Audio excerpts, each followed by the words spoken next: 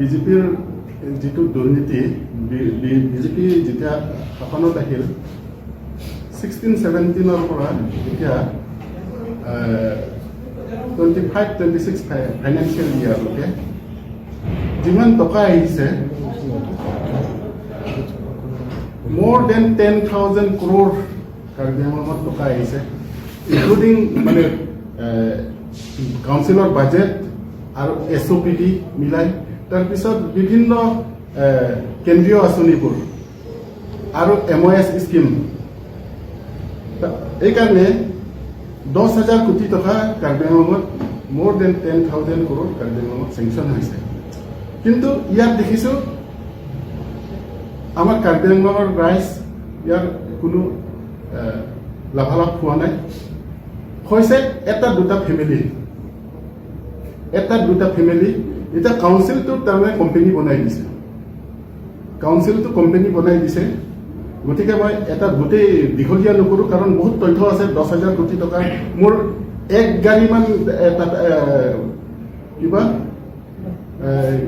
গাড়ীমান কিবা ডকুমেণ্টছবিলাক আছে কাৰণ এটা 100 crore এই কিবা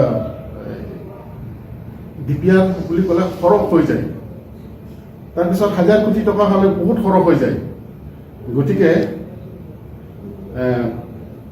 কাৰ্বি আংলঙত যিমান টকা আহিছে কোনো ঠিকাদাৰকো কাকো কাম দিয়া নাই বিলো দিয়া নাই কাম দিছে কিন্তু বিল দিয়া নাই বছৰ এইবাৰ বাজেট 25-26 ফাইনেন্সিয়েল ইয়াৰৰ SOPD মিলাই পেলাই ইনক্লুডিং SOPD 852 crore 74 লাখ টকা আহিছে তাৰপিছত যোৱাবাৰ 24-25 ফাইনেন্সিয়েল ইয়াৰত 815 crore 74 লাখ তাৰ আগত আহিছে more than 948 crore এই তেনেকা কৰি 2016-17 পৰা কাৰ্বি আংলঙত যিমান টকা আহিছে কাৰ্বি আংলঙত টকা আহিছে more than 10,000 crore স্পেচিয়েল পেকেজবিলাক আছে স্পেচিয়েল গ্ৰাণ্টবিলাক আছে এই ৱৰ্ক অৰ্ডাৰবিলাক ইয়াত বহুত আছে গতিকে কাৰ্বি আংলঙৰ ৰাইজক মই আহ্বান জনাব বিচাৰিছোঁ গতিকে সেইটোৰ কাৰণে আহ্বান জনাব বিচাৰিছোঁ যে এই নিৰ্বাচন আহি আছে তেওঁলোকে ঠিকাদাৰবিলাকক বোলে একেদিনত আহিছে বোলে নাই বিলৰ কাৰণে আহিব নালাগে আৰু এপইণ্টমেণ্টৰ ক্ষেত্ৰত আহিব নালাগে ডাইৰেক্ট কৰি দিছে এতিয়া বিহুত বিল দিম দিয়া নাই দুৰ্গা পূজাত বিল দিম দিয়া নাই এই বোলে দিৱালীৰ আগে আগে দিম এতিয়া খ্ৰীষ্টমাছৰ আগে দিম বুলি কৈছে সেইটোও নাই খ্ৰীষ্টমাছটো আহি আছে কালি পৰহি দিয়া নাই কাৰণে 25-26 ফাইনেন্সিয়েল ইয়াৰৰ টকা অলৰেডি শেষে গতিকে যোৱা বছৰো বিল দিয়া নাই তাৰ আগৰ বছৰৰ পৰা বহুত দিন হৈছে বহুত বছৰৰ পৰা ঠিকাদাৰবিলাকক বিলে দিয়া নাই পাইছে তেওঁলোকে ব্যক্তিগত কেইজন নিজৰ ভিতৰত পাইছে আৰু কাৰ্বি আংলঙত একো ডেভেলপমেণ্ট হোৱা নাই খালি ডিফু টাউনত অলপ কাম কৰা দেখাইছে তাৰ উপৰিও যে ইয়াত যে কিমান অভাৰলেপিং হৈ আছে চিফ মিনিষ্টাৰ স্পেচিয়েল পেকেজ দি 100 crore আহিল তাৰ আগত SOPD দি কাম কৰা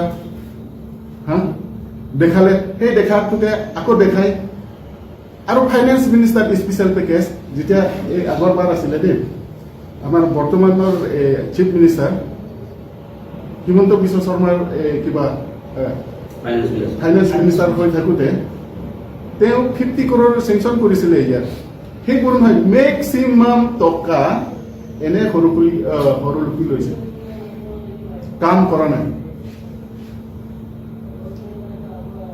এতিয়া ডিফু টাউনত কাৰ্বি আংলঙত অকল ডিফু টাউনটোৱে একদম জাক জমক হৈ আছে ইয়াত more than 200 crore টকা লুটিলে ইয়াৰ পৰা 7 কিলোমিটাৰ ৰাস্তা এক্সাম্পল দেখাম এই চবেই আপোনালোকেতো ডিফুৰে মই দেখাম এই আমলাপতিৰ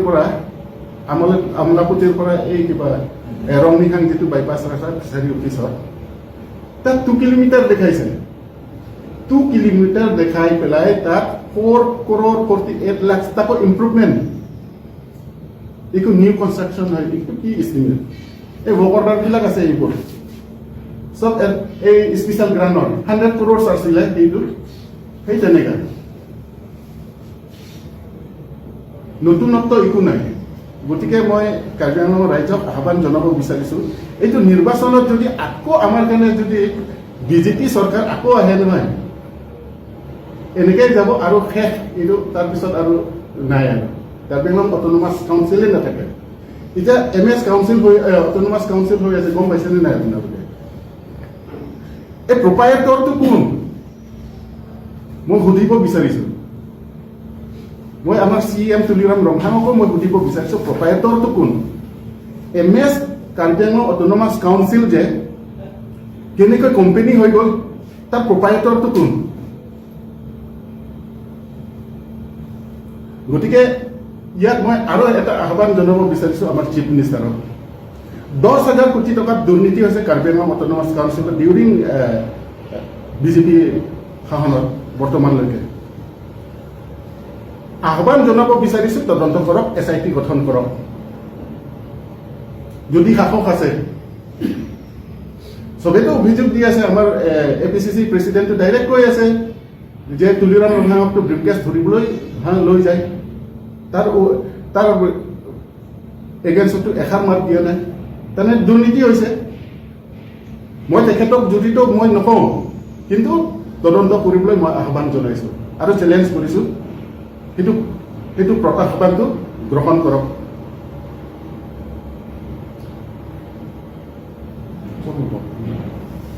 বহুত দেখাবলৈ আছে, গোটেই দেখাব নোৱাৰোঁ। মই 10,000 কোটি টকা কেনেকৈ দুৰ্নীতি হৈছে মই ফাইলবিলাক খুলি থাকিম। মই স্কিমৰ মেক্সিমাম PWD খটাইছে। MS Kami Autonomous Council ke. So amendment gunani kami claim something long mambang nadi finisong itu. তাত আছে 7 মাইলত যিটো কিবা আছিলে পেট্ৰল পাম্প আছিলে হা, এতিয়া সেইটো MS Karbi Anglong autonomous council আছিলে। মই বহুত কৈ আছিলোঁ যে এতিয়া নাম সলাই দিছে। এতিয়া এই MS অট'নমাছ কাউন্সিল নাই, মোৰ তাত স্ক্ৰীনশ্বটবিলাক আছে, মই তাতে তেল ভৰাওঁ যে। তাৰপিছত এবাৰ 8 কোটি টকা MS কাৰ্বি আংলং অট'নমাছ কাউন্সিলৰ নামত এইটো লোন লোৱা হৈছিল। গতিকে প্ৰপাইটৰটো কোন? লোনটো মানে ব্যক্তিগত মানুহে লৈছে, ব্যক্তিগত লৈছে নে কাউন্সিলে লৈছে মই সেইটো গম নাপাওঁ। মই গম পোৱাত ব্যক্তিগত বুলিয়ে মই শুনিছোঁ। গতিকে MS কাৰ্বি আংলং অট'নমাছ কাউন্সিলটো কৰিব নাপায়তো, এইটোতো কেতিয়াও নাপায়। অট'নমাছ কাউন্সিল নহয়, কোম্পানী হৈছে। কাৰণ আজিকালি কি জানে, ঠিকাদাৰবিলাকো নাই, একো নাই, কাউন্সিলত কোনো নাযায়। ইভেন ডিপাৰ্টমেণ্টৰ EM বিলাক একো মাতিবলৈ সাহস নকৰে। তাৰমানে চিফ CEO এজন, কাউন্সিলত কোনেও নাথাকে। কোম্পানী হৈছে, কোম্পানীটো ডাইৰেক্ট হৈ আছে। যিমান কোটি টকা, শ কোটি টকা যিমান কিবা অৰ্ডাৰবিলাক এলাউটমেণ্ট দিয়ে নহয় এটা কোম্পানীৰ নামত, Kashi construction OPC private limited, Inglong enterprise, এই তেনেকুৱা, এইটো 100 crore এটা এভ' অৰ্ডাৰ। তাৰপিছত special grant, chief minister special পেকেজৰ 100 crore, 1-2টা বাহিৰে কোনেও এভ' অৰ্ডাৰ পোৱা নাই। 10,000 কোটি টকাৰ যদি দুৰ্নীতিয়ে হৈছে, কিমান টকা আহিছিলে কাৰ্বি আংলঙলৈ? না, আশাটোহে মই দেখিছোঁ। 10,000 কোটি টকা মানে ডিউৰিং লাষ্ট 10 years। সেইটোৱে মই কৈছোঁ। মানে আপুনি কৈছে যে লাষ্ট 10 yearsত যিটো 10,000 কোটি টকা আহিছে সিমানটো কাম মানে সেইটো কৈছে না? নাই, হোৱা নাই। এই ডিপাৰ্টমেণ্টবিলাকত কি কাম হৈছে আৰু কাকনো পেমেণ্ট দিছে? কণ্ট্ৰেক্টৰ ঠিকাদাৰবিলাক নে ব্যক্তিগত কেইজনমান আছে, সেইটো মই নকওঁ।